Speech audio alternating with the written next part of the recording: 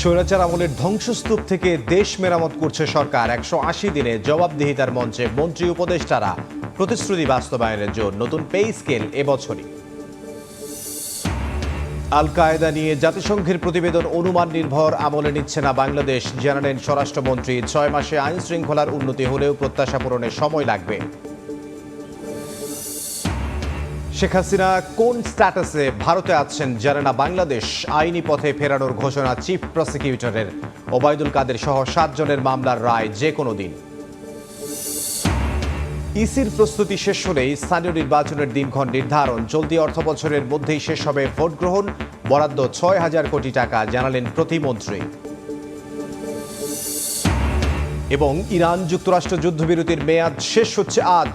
সময়সীমা বাড়ানো নিয়ে অনিশ্চয়তা। হরমুজ ঘিরে মন্তব্যের জেরে ট্রাম্পের পা ভেঙে দেওয়ার হুঁশিয়ারি তেহরানের।